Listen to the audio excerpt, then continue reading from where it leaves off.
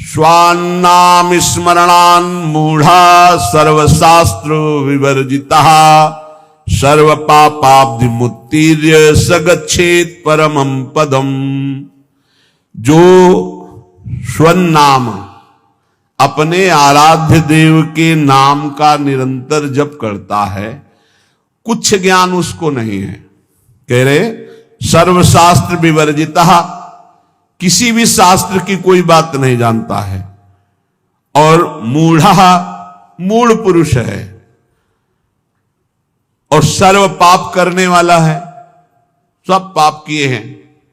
बहुत ध्यान से सुनिए, मूढ़ पुरुष है, बिल्कुल शास्त्रों का ज्ञान नहीं, और सब पाप किए हुए हैं, लेकिन सत्संग से उसने नाम महिमा सुन ली और शुरू हो गया नाम जप करना। जैसे किसी को शब्द कहे जाते हैं कि बिना गुरु के नाम जपने से वो परम पद में नहीं जाता है, तो आप खुली बात समझ लो, कोई भी नाम ऐसा नहीं जो गुरु ने ना उच्चारण किया हो।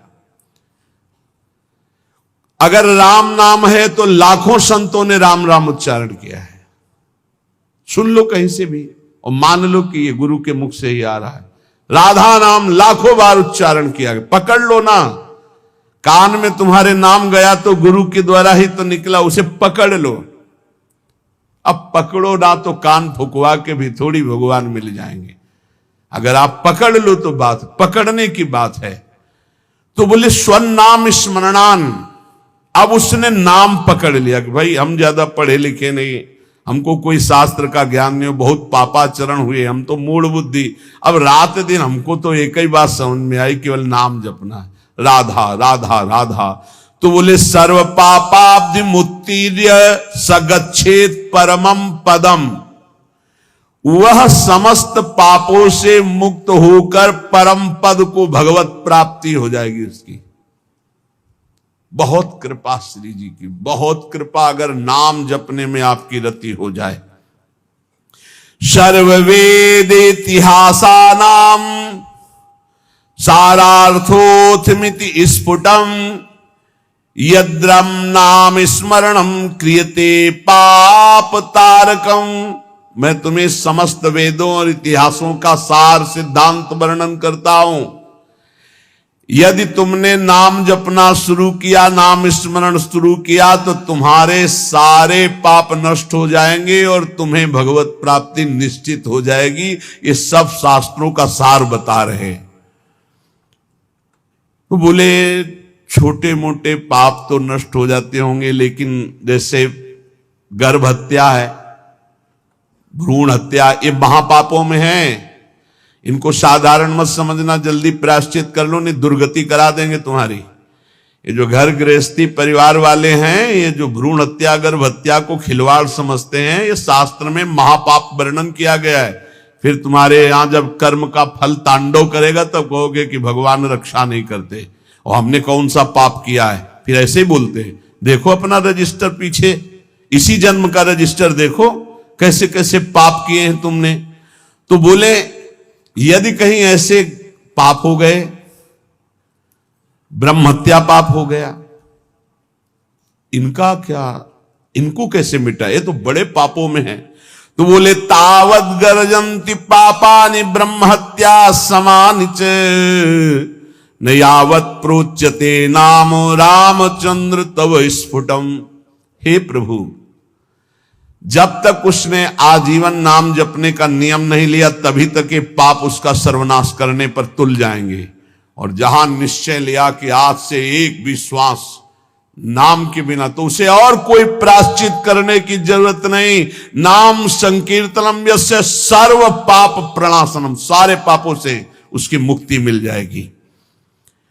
बोले त्वन्नाम गर्जनम श्रुत्वा महापातक कुंजराहा पलायन्ते महाराज कुत्रचित स्थान लिप्सया। हे प्रभु, आपका नाम जब उपासक जपने लगता है तो मानो सिंह की गर्जना है। नाम जपना सिंह की गर्जना है।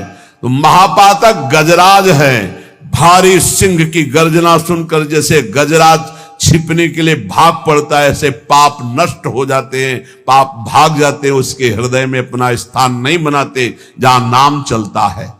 इसलिए तावत पाप भिया पुंसाम कातराणाम सुपापिनाम यावन्न वदते वाचा राम नाम मनोहरम।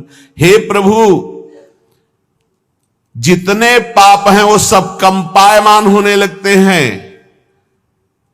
जब कोई उपासक ये निर्णय कर लेता है कि अब तो सब साधन एक तरफ, अब तो हम केवल नाम जप करेंगे, सब पाप थर्रा जाते हैं। कई बार कहा है कि और सब साधन करने में मन लगेगा, लेकिन निरंतर नाम जप करने का मन स्वीकार नहीं करे। नाम जप का नियम लिया तो पाप थर्रा जाएंगे।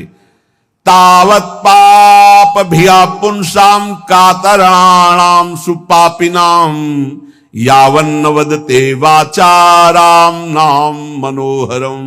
हे मन का हरण करने वाले प्रभु, आपके नाम का जप करने का जब तक नियम नहीं लिया, उच्चारण करने का भाव नहीं किया, तभी तक ये पाप है, नहीं तो थर्रा कर कंपायमान होकर ये सब नष्ट हो जाएंगे जब नाम कीर्तन होगा, जब नाम जप होगा। ये महापुरुषों की वाणी है। पापी किसे कहते हैं? बोले ये लोक द्वेषिणो मूर्खा कुमार्गरत बुद्धया ते राजन दुर्जना ज्ञेया सर्वधर्म बहिष्कृता। पापी कौन है? तो बोले जो अपनी बुद्धि से सदा गंदी बात सोचता रहता है, गलत बात सोचता रहता, शास्त्र विरुद्ध, दूसरे का धन अपहरण कैसे करें, दूसरे से भोग का अपहरण कैसे करें, जो दूसरों से सुख लेने के लिए ही पाप बुद्धि सोचता रहता है, कुमार्गगामी है। जो हर किसी को दुख देने के लिए तैयार है, सुख भोगने के लिए दूसरों को दुख देने के लिए तैयार है।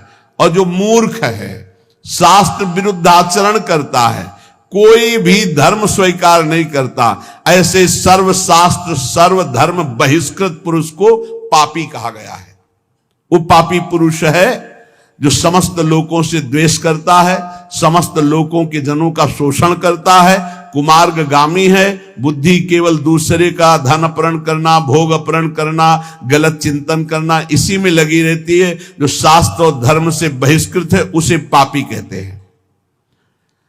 अब पुण्यात्मा किसे कहते हैं? कह रहे कि धर्माधर्म विवेकेन वेद मार्गानुसारिणः सर्वलोक हितासक्ता पुण्यात्मा परिकीर्तिता। वही साधवा परिकीर्तिता। पुण्यात्मा कौन? जो बोले जिसकी बुद्धि धर्म और अधर्म का निर्णय करने में बड़ी प्रवीण है। नहीं, ये अधर्म है, ये मैं भूल कर नहीं भी कर सकता, ये धर्म है, इसे मैं भूल कर भी नहीं छोड़ सकता। जिसकी बुद्धि धर्माधर्म विवेक न वेद मार्गानुसारिणा, जो शास्त्र के अनुसार बुद्धि निर्णय करती है कि धर्म किसे, तस्मात् शास्त्रम प्रमाणम ते कार्याकार्यो व्यवस्थित हो। कार्य और अकार्य की व्यवस्था शास्त्र में की गई। जो शास्त्र के अनुसार चलते हैं, जिनका विवेक ये काम करता है कि ये पाप आचरण मैं कभी नहीं करूंगा, ये पुण्य आचरण है, धर्माचरण, इसको कभी नहीं छोड़ूंगा। जो सब लोगों का हित सोचता है, जो दूसरों को सुख प्रदान करता है, परहित करता है, उसे ही पुण्यात्मा कहते हैं। साधुजन उसे ही पुण्यात्मा कहते हैं। पापी कौन? पुण्यात्मा कौन? अब बोले महात्मा कौन? महात्मा किसे कहते हैं? बोले सर्वलोक हितासक्ता साधवा परिकीर्तिता हरिभक्ति करम यत्तत् सद्भिश्च परिरंजितम आत्मना प्रीति जनकम तत्पुण्यम परिकीर्तितम।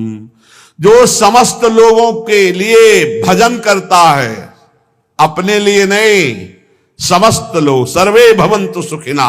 महात्मा किसे कहते हैं? पुण्यात्मा सुना, पापात्मा। महात्मा किसे कहते हैं? भजन अपने लिए महात्मा नहीं करता, सबके लिए भजन करता है। इसीलिए सब उसे नमस्कार करते, सब प्राणों से अधिक प्यार करते हैं, क्योंकि वो अपने भजन का सर्वस्व वो लोगों को दान करता। सर्वे भवन्तु सुखिना, सब निरोग हो, सब स्वस्थ हो, सबकी बुद्धि आनंद में भगवान में लगे, कभी कोई पापाचरण न करे, कभी कोई रोग शोक किसी को न हो। ऐसे महात्मा भजन करके अपना भजन जो जनहित के लिए देते रहते हैं उन्हें महात्मा कहते हैं। जो संपूर्ण जगत भगवान का स्वरूप है ऐसा मानते हैं उन्हें महात्मा कहते हैं। जो निरंतर भगवान के स्मरण में मगन है उन्हें महात्मा कहते हैं। जो विधि पूर्वक भगवान की पूजा श्रद्धा भक्ति करते हैं उन्हें महात्मा कहते हैं। और जो समता शत्रु मित्रेषु वसित्वं च तथा नृप यदृच्छा लाभ संतुष्टि शांति परिकीर्तितः, वही महात्मा है जो शत्रु और मित्र में समान भाव रखता है, जो अपनी इंद्रियों को बस में रख के कभी भूल कर भी कोई पापाचरण नहीं करता, और भगवान की इच्छा से जो दुख सुख मिल जाए उसे गंभीर भाव से सह जाता है। ऐसी परम शांति स्थिति जिसको प्राप्त हो चुकी है उसे महात्मा कहते हैं। अब कह रहे सन्यासी किसे कहते हैं, पापात्मा किसे कहते, पुण्यात्मा किसे कहते, महात्मा किसे कहते और सन्यासी किसे कहते हैं? बोले तद्यथा विमुच्याग्निर्धन कलत्र परिबर्हणम संगे स्वात्मनः स्नेह पाषाणवधूय परिव्रजन्ति समलोष्टास्म कांचन स्त्रीवर्ग प्रवत्तेषु शक्त बुद्धि अमित्रोदासीनां तुल्य दर्शनाः स्थावर जयायुज अंडज स्वेदज उद्भिजानां भूतानां वांग मनः कर्म भीर नभिर द्रोहिणो निकेताः। सन्यास किसे कहते हैं? जो सन्यास धारण किए उससे कौन है जो सन्यास धारण किए हुए? यहां लक्षण वर्णन कर रहे हैं। जो कभी भूलकर भी स्त्री स्पर्श नहीं करता, सन्यासी। जो भूलकर भी कभी धन स्पर्श नहीं करता, अग्नि स्पर्श नहीं करता, भूलकर कभी अपने परिवार से नहीं मिलता, तथा जो घर गृहस्थी की भोग सामग्री है उससे बहुत दूर रहता है, त्याग करके समस्त विषयासक्ति के बंधनों को तोड़ करके, जो अनिकेत है, जिसके वास का ही ठिकाना नहीं, अनिकेत, कोई अपना घर नहीं, ढेले पत्थर और सोने को जो समान समझता है, अर्थ धर्म और काम तीनों का त्यागी है, शत्रु मित्र उदासीन सबके प्रति समान दृष्टि रखता है, स्थावर अंडज पिंडज स्वेदज उद्भिद समस्त प्राणियों में मन वाणी और कर्म से कभी द्रोह नहीं करता, जो परम स्वतंत्र सच्चिदानंद रूप में स्थित हो चुका है। अगर किसी गांव नगर आदि में गया तो किसी देव मंदिर में टिके या नगर के बाहर किसी वृक्ष के नीचे, गांव में भिक्षा के लिए एक रात एक दिन भिक्षा ले, बाहर गांव के टिके, नगर में 5 रात 5 दिन भिक्षा ले सकता, नगर बहुत बड़ा। इसके अलावा बिना मांगे बिना प्रयास किए यदि मिल जाए तो उससे गुजारा कर ले। काम क्रोध दर्प लोभ मोह कृपणता दंभ निंदा अभिमान हिंसा आदि से जो पूर्ण दूर है उसे सन्यासी कहते हैं। जो भूल कर भी धन का स्पर्श नहीं करता, स्त्री का स्पर्श नहीं करता, परिवार से संबंध नहीं रखता, समस्त बंधनों को तोड़ करके परम स्वतंत्र समदर्शी होकर विचरण करता है। गांव में 1 रात 1 दिन भिक्षा, नगर में 5 रात 5 दिन भिक्षा। गांव में टिकना है तो गांव के बाहर वृक्ष या मंदिर में, नगर में तो नगर के बाहर। कभी किसी के घरों में टिकने के लिए शास्त्र आज्ञा नहीं देता कि उनकी सैयाओं पर। ऐसा हमने देखा है, महात्माओं को स्कूल में टिक गए या बाहर कोई ऐसा निवास स्थान है एकांत सेवन, और रात्रि में कब निकल गए पता नहीं चला। सच्चे संतों को देखा वो ये भी नहीं बताते थे कि सुबह चले जाएंगे, आराम से शयन के जब दोबारा देखा गया तो तखत खाली मिला, उठे ही नहीं। बड़े ही वीतराग परमहंस। संन्यास धर्म बहुत उच्च कोटि का है, समस्त आश्रमों का गुरु धर्म है। जैसे ब्रह्मचर्य, गृहस्थ, वानप्रस्थ और संन्यास, ये चतुर्थ हर आश्रम का गुरु आश्रम माना गया है संन्यास। अब इसमें जो पद्धति है उसके अनुसार चले तब वो उच्च कोटि की उस स्वरूप स्थिति को प्राप्त होता है। जो संपूर्ण षड्भावादि विकारान यो देहे पश्यति नात्मनि, शरीर के 6 विकार हैं, ये मेरा स्वरूप नहीं है। कल एक प्रश्न करता है, एकांतिक में प्रश्न कह रहे थे कि कोई कहता है मैं ब्रह्म हूं, कोई कहता है मैं भगवान हूं, कोई कुछ कह रहा है, ये सब ठीक है क्या? मुझे तो सब ठीक नहीं लगता, क्योंकि मुझे तो कहीं अनुभव नहीं होता कि मेरे अंदर भगवान है, मेरे अंदर ब्रह्म है। अब ऐसे लोगों को क्या बतावे? इतने लोग बैठे हो, अपने को देखा है तुमने आज तक? ईमानदारी से बताना, धाम में बैठे हो, भगवान को देखा है, ब्रह्म का अनुभव किया, ये तो बहुत ही बात ऊंची है। आप अपने को देखा है? तो कहोगे हाँ देखा है। कहां देखा है? बोले शीशा में देखा है। यही कहोगे? 3.5 हाथ का शरीर है, कोई 10, 20, 50 हाथ नहीं है। एक कमरा में होता, ढूंढना है तो बहुत समस्या थी कि भाई बड़ा कमरा है, बहुत छोटा कमरा है ये, 3.5 हाथ का। अपने हाथ से नाप लो। इस कमरे के अंदर एक और कमरा है, उस कमरे के अंदर एक और कमरा है, और उससे अलग आप बैठे हुए हो। बोलो आपने देखा अपने आप को?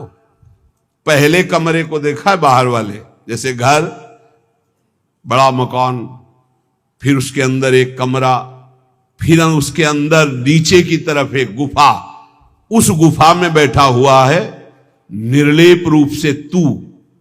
देखा अपने को? तत्वम आसी देखा? बोले नहीं देखा। तो फिर तुम क्या ब्रह्म को देखोगे, क्या भगवान को देखोगे? अपनी चमड़ी को देखो कि गोरी है कि काली है, बस यही शीशा में देखो, और क्या देखोगे? बात करते हो ब्रह्म ऋषियों की बात की अवहेलना करते हो। कोई भी मार्ग थोड़ी गलत है कि भला जीव ब्रह्म कैसे हो सकता है? तो ब्रह्म जीव हो सकता है ना, ब्रह्म जीव हो सकता है तो जीव ब्रह्म क्यों नहीं हो सकता? ब्रह्मविद ब्रह्मैव भवति। अज्ञान की बातें मत करो, जहां हो वहां से बहुत ऊंची जगह की बात करते हो। ये ब्रह्म ऋषि ऐसे मजाक थोड़ी करते हैं, हम ब्रह्मास्मि, वही है, वही कहीं से भी देखो वही है, दूसरा नहीं। वो खेल कर रहा है, वही सेवक स्वामी खेल कर रहा है, दूसरा नहीं, बिल्कुल दूसरा नहीं, दूसरों न कोई। जब मैं था तब हरि नहीं, अब हरि है, मैं ना आए। हरि और मैं कभी एक साथ नहीं हो सकते, ध्यान रखना। हरि और मैं एक साथ नहीं हो सकते। जब मैं था तब हरि नहीं, अब हरि है, मैं ना आई। ब्रह्म नहीं, माया नहीं, नहीं जीव नहीं, काल अपनी उसुदिन आ रही। एक रहे नंदलाल, भक्ति एक, ज्ञान एक, वो ब्रह्म द्वितीय नास्ति एक, आखिरी में पहुंचो एक, सवाल हल होगा एक, दूसरा नहीं। जब तक अनेक तो सवाल में हो, हल नहीं हुआ है। ऐसे बातें सुनते हैं और अवहेलना कर देते हैं। कभी जिंदगी में भक्ति नहीं आ पाएगी यदि निंदा करोगे किसी ब्रह्म ऋषि की, किसी महात्मा की। भगवान के सिवा कोई नहीं है, मान लो हमारी बात, तो सवाल मानी संख्या भगवान के सिवा कोई नहीं, हल हो जाएगा। वासुदेवा स्वरमिति। ये शरीर भगवान नहीं है। बोले षड्भावादि विकारान यो देहे पश्यति नात्मनि, ये आत्मा नहीं है। ये जो आप देख रहे हो ये 6 विकार वाला है। क्या? जन्म लेना, सत्ता की है, दिखाई दे रहा, बढ़ना, बदलना, क्षीण होना और नष्ट हो जाना, ये 6 हैं इसके। षड्भावादि विकारान यो देहे पश्यति नात्मनि, जो जन्म होता है और है, ये शरीर दिखाई दे रहा है और बढ़ रहा है, फिर बदल रहा है और फिर नष्ट हो जाता है, उसे शरीर कहते हैं। वो मैं कभी नहीं हो सकता, मैं अविनाशी हूं, तो मैं शरीर नहीं हो सकता। 6 विकार ये शरीर के हैं, मेरे नहीं हैं। लेकिन बर्थडे किसका मनाया जाता है? आत्मा का। किसका? नाशवान शरीर का। खुशी मना रहे हैं। एक और मनाया जाता है, आए थे हमारे पास, दोनों को माला पहना दो, आज हमारा दिन है कौन सा, अब हम अंग्रेजी नहीं बोल पाते, शादी का दिन है, शादी का सालगिरह ऐसा। अब बताओ, अरे भाई हम कह रहे किसी बहाने उसको मनाओ, 24 घंटा का कीर्तन रखवा लो, धन्यवाद, तुम रोज मनाओ, हम रोज मनाओ कह रहे, रोज बर्थडे मनाओ, लेकिन नाम कीर्तन करो। इस शरीर को तुम इतना महत्व दिए हो और स्वरूप को बिल्कुल नहीं, जो ज्ञान बगाड़ते आगे ऐसे आते हैं, बिल्कुल ब्रह्म ही बोध हो चुका है, ऐसे बात करते हैं, और स्थिति नहीं है ककारा की, सच्ची मानो। अब जैसे अपने लोगों को पता चलता है, जैसे आप बात कर रहे हैं तो पता चल रहा है आपकी स्थिति क्या, वहां बुद्धि से थोड़ी, वहां तो स्थिति पता चलता है। भैया सुगंध होती है और एक होता है नकली फूल, तो नकली फूल को चाहे जितना नाक में सूंघो नहीं, नाक में घुसे जो फिर भी गंध नहीं आने वाली, असली फूल दूर ही से पता चलता है कि इसमें गंध है। ऐसे ही ब्रह्मबोध संपन्न या ब्रह्मबोध की वार्ता करने वाले का अलग स्वरूप होता है। पक्का समझ लो, ये जो जन्म लेता है, जो ये है शरीर, बदलता, कैसे बदल रहा है, एक दिन मुछ नहीं थी, फिर मुछ आई, फिर एक दिन कुछ नहीं कैसा इसका खेल है, कैसा इसका खेल है, और इसी को मैं माने हुए हैं। हे भाई, ये जो शरीर है ये 6 विकारों से युक्त है, ये नष्ट हो जाएगा, ये तुम नहीं हो पक्का।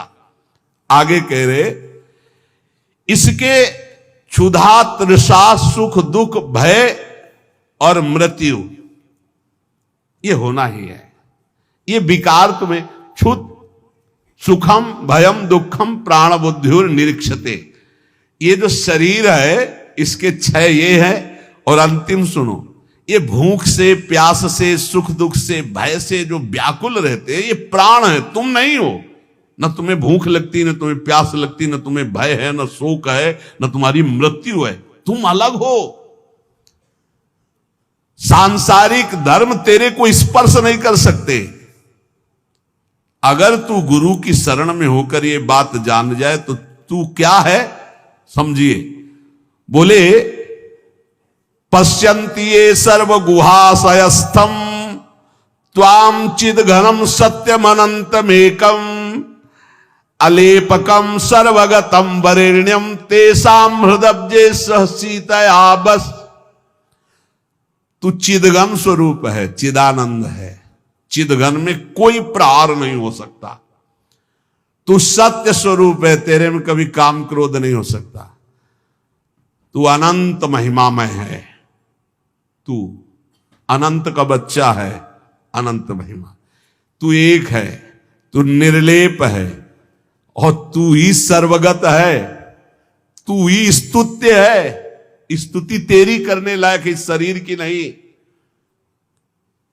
ऐसा तो परमेश्वर स्वरूप है। अब आप समझ लीजिए, जब आप खोजोगे तो खोजने वाला नहीं रह जाता, जिसकी खोज की जाती वही रह जाता है। भाव इसका समझ लो। जब दर्पण था तो 2 दिखाई दे रहे थे, मैं और मैं का एक प्रतिबिंब, और दर्पण जब खींच लिया तो केवल मैं बचा, प्रतिबिंब गायब हो गया। ये शुद्ध ज्ञान की बात समझ लीजिए। माया प्रतिबिंब में ये भास रहा है, स्थूल शरीर, सूक्ष्म शरीर, कारण शरीर, और इसका प्रतिबिंब मैं पुरुष, मैं स्त्री, मैं विद्वान, मैं धनवान, मैं रूपवान, मैं गुणवान, बहुत विचित्र। कोई पश्यन्ति सर्व गुहाशयस्थम। अभी आपको बताया कि बहुत गुह्य स्थान में वो बैठा है। स्थूल शरीर, सूक्ष्म शरीर, कारण शरीर, पूरा बड़ा मकान, फिर एक कमरा, कमरा के नीचे भूधरा, उसमें गुफा में वो परम तेजो में बैठा हुआ है। कौन? बोले, त्वाम चिद घनम सत्यम अनंतम एकम। तू एक है, अनंत महिमाशाली चिद घन स्वरूप, तू ही वहां बैठा हुआ है। देखो अपने को। फिर ये प्रश्न खत्म हो जाएगा कि लोग ऐसा कहते हैं कि मैं ब्रह्म हूं, मैं ऐसा कहते हैं, ऐसा। तू वही बैठा, वही अलेपकम, तेरे में कोई विकार स्पर्श नहीं कर सकता। सर्वगतम वरेण्यम, वही तू ही स्तुति करने लायक है, क्योंकि तू परमात्म स्वरूप है। ये कैसे होगा? बोले निरंतराभ्यास दृढ़ीकृतात्मनाम त्वत्पाद सेवा परिनिष्ठितानाम त्वन्नाम कीर्त्या हत कल्मषाणाम। जो लोग निरंतर ये अभ्यास करते हैं, नाम जप कर रहे हैं, शरीर के सुख दुख को अपना नहीं मानते, सह रहे हैं। बहुत सच्ची बात समझ लो, नाच पड़ोगे इतना आनंद आ जाएगा। भगवदानंद अभी पाया ही नहीं, इसीलिए विषयानंद में मन जा रहा है। जिस दिन तुम्हें वास्तविक अनुभव होगा कि अरे मृत्यु शरीर की होती, तेरी नहीं, विकार अंतःकरण में आते, तेरे में नहीं, भूख प्यास प्राणों का धर्म है, तेरा नहीं, उसी समय तू परमानंद था, परमानंद है, परमानंद रहेगा। एक अपार मस्ती आ जाएगी, एक अपार मस्ती आ जाएगी। जैसे एक एक रुपया मांगता फुटपाथ में आदमी घूम रहा हो, अचानक उसको उसका मित्र आके बता दे तू तो युवराज है चक्रवर्ती सम्राट का। नहीं नहीं, मैं युवराज कैसे हो सकता, चल अभी परिचय दिलाता हूं। और डीएनए चेक करवाया राजा का और उसका युवराज का, मिल गया डीएनए, और तत्काल उसको युवराज पद जो था वही मिला। अब बोलिए उस फुटपाथ के भीख मांगने वाले राजकुमार की पदवी जब प्राप्त हुई तो उसको कैसा आनंद होगा। हमारा और हरि का डीएनए एक है, नहीं है? देखो ना, ममई वांसो, भगवान कह रहे ना, ईश्वरंस जीव अविनाशी और चेतन अमल सहज सुख राशि, जो आनंद सिंधु सुख राशि। सुख राशि, सुख राशि डीएनए मिल गया, अविनाशी अविनाशी डीएनए मिल गया हमारा भगवान का। अब हम भगवदानंद का साम्राज्य प्राप्त कर लिए। समझ लो, सच्ची बात समझ लो, बहुत गूढ़ विषय है। सोई जानई जेहि देहु जनाई। और आगे वाली बात, तो जानत तुम्हें हुए जाई। कुछ नहीं, नाटक मंच पे नाटक मिला था और नाटक की जगह हम सत्य मान गए, बस ये बात हो गई। नाटक मंच के पहले कौन था? बोले मैं। तो जब नाटक मंच पे पहले जो मैं था उसको तुमने याद क्यों नहीं किया? नाटक मंच में जो जोड़ा गया उस मैं के साथ क्यों जोड़ लिया? बोले क्या जोड़ लिया? बोले मैं स्त्री, नाटक मंच में स्त्री भेजा गया तो मैं में केवल रहता स्त्री भाव के ले आया। मैं के साथ जो जोड़ा गया वो सब बंधन, मैं विद्वान, मैं धनवान, मैं कुलवान, मैं स्त्री, मैं पुरुष, मैं अमुक, मैं शुद्ध ब्रह्म, और मैं के साथ जोड़ा गया वह शुद्ध माया। बस यही हटाने के लिए साधना मिली है। चाहे सेवक सेव्य भाव से हटाओ, चाहे नाम कीर्तन से हटाओ, चाहे भजन से हटाओ, चाहे ज्ञान से हटाओ, बात एक ही है। माया हटी तो एक ही बचा जो शुद्ध बुद्ध भगवान का स्वरूप है। हे प्रभु, जो निरंतर अभ्यास करता है चित्त का आप में लगाने का, जो सर्वदा चरण सेवा में लगा रहता है, और जो आपका नाम जप करता है, तो आपका निवास गृह का परिचय मिल जाता है। कहां आप निवास कर रहे हैं? बोले पश्यंत ये सर्व गुहाशयस्थम, भूधरा के अंदर ये मकान के अंदर कमरा सूक्ष्म शरीर, और कमरे के अंदर भूधरा कारण शरीर, और उसके अंदर बैठा हुआ है वो परमात्मा तत्व। वहीं से पूरा का पूरा संचालन हो रहा है। स्थूल सूक्ष्म कारण सब कर परम प्रकाशक जोई। कुछ अंतर नहीं, कुछ अंतर नहीं। समुद्र और समुद्र की तरंग में कोई अंतर नहीं। वायु विकार हटा तो समुद्र ही समुद्र। जब पहले केवल प्रभु थे, बाद में भी केवल प्रभु रहेंगे, तो बीच में केवल प्रभु ही हैं, कोई है नहीं। तू अपने शरीर को मैं मानकर प्रभु से अलग समझ रहा नहीं, इसको हटा और देख, तू भी उसी एक समुद्र की लहर है और कुछ नहीं है। जिसके प्रभाव से मैंने आपको जाना, मैं उन गुरुदेव के चरणों की अपार महिमा को नमस्कार करता हूं। बस गुरु चरण कृपा से ही जाना जा सकता है। इसलिए खूब नाम जप करो, कोई अधर्माचरण न बनने पावे। इस जीवन में मुझे भगवत साक्षात्कार हो जाए, प्रियालाल के लिए रोना आ जाए, प्रियालाल मेरे नेत्रों के सामने आ जाए, यही परम लाभ है। शेष चर्चा आगे